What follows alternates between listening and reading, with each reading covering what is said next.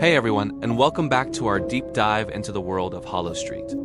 Today, we're dissecting Season 3, Episode 4, The Reversed Shadows, an episode that literally turned our perception of reality on its head. This one was a masterclass in slow-burn, creeping horror, and I've been so excited to talk about it with all of you. It's one of those episodes that starts so normally, you almost don't notice when things begin to go wrong. It's a bright, sunny morning in Hollow Street. Kids are playing in the park, people are heading to work, everything seems perfectly ordinary.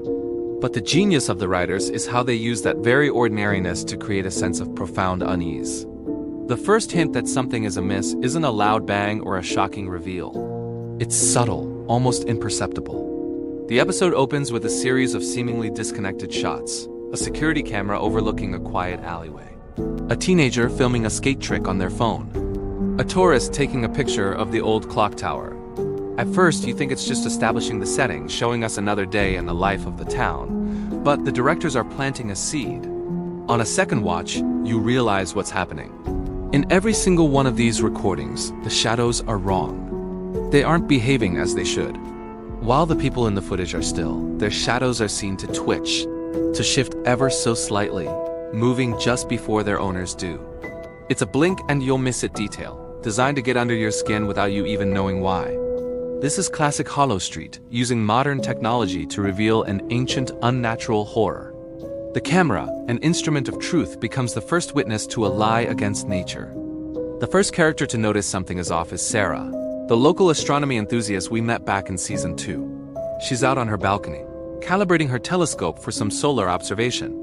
She's meticulous, checking her compass, the time, the sun's position, and then she looks down. She sees her own shadow stretching out on the deck, but it's pointing the wrong way. It's aiming directly towards the sun, not away from it. She shakes her head, thinking it's a trick of the light, maybe a reflection from a window. She walks to the other side of the balcony. Her shadow follows, but it's still wrong, stubbornly pointing at the sun like a compass needle locked onto a magnetic pole. The confusion on her face is palpable. It's not fear yet, just a deep, unsettling sense of cognitive dissonance. Everything she knows about physics, about the fundamental laws of light and shadow, is being violated right before her eyes. This is where the episode's central theme really kicks in. It's not just about a weird phenomenon. It's about the erosion of certainty. We then see this ripple out across the town. A group of children playing tag in the park suddenly stop. One of them points, not at their friends, but at the ground. Their shadows are all huddled together, pointing inward toward the sun, even though the kids are scattered all over the field. Instead of running away from the person who's it, their shadows are running towards the light. The scene is beautifully shot, with the bright, cheerful setting creating a stark contrast with the unnatural, creepy behavior of the shadows. The kids aren't scared. They're fascinated. They start dancing and making shapes, watching their shadow puppets behave in this impossible way. It's a moment of innocent wonder that, for the audience, is layered with a thick sense of dread. We know this isn't right. The episode then escalates perfectly. The initial confusion gives way to a town-wide spectacle. People pour out of their homes and offices, not in a panic, but in a state of collective awe. They gather in the town square, all looking down at their feet. The news crews arrive, and the footage is broadcast globally. The world is watching Hollow Street as it defies the laws of physics. Scientists are baffled, offering theories about atmospheric lensing or strange magnetic fields, but none of them can explain why the effect is so perfect, so deliberate. Why are the shadows pointing asterisk at asterisk the sun? It's a complete reversal of cause and effect. The shadow, which should be a mere absence of light, now seems to be drawn to its source. It's as if the darkness is no longer afraid of the light. It's paying homage to it. This is where the true horror of the reversed shadows begins to crystallize. It's not about the physical threat, but the metaphysical one. What does it mean when a fundamental law of nature is broken? The episode introduces an old recurring character, the town historian, Mr. Abernathy. He's seen it all, and he's the one who provides the folklore, the dark context that the scientists are missing. He talks about old legends of a sun-eater or a shadow lord, a being that doesn't cast a shadow but commands them.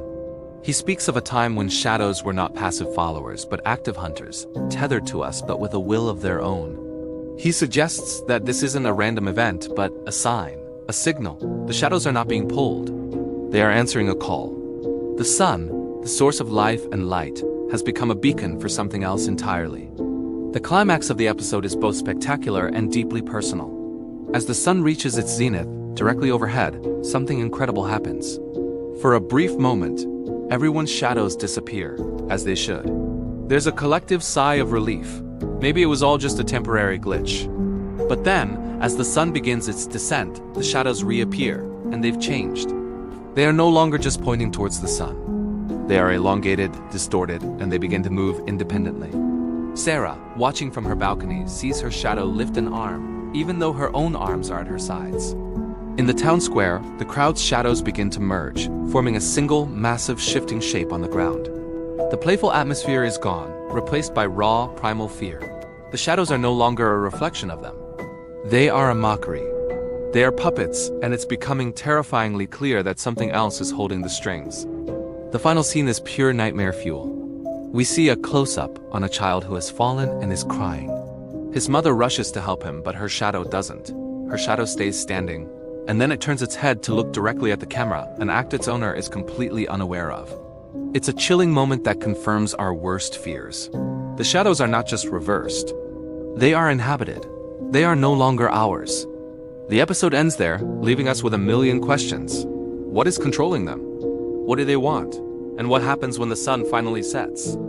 It proves that the most effective horror doesn't come from monsters in the dark, but from the darkness that's been attached to us all along. What a ride. I can't wait to see how they follow this up. Let me know your theories in the comments below. Thanks for watching, and I'll see you in the next one.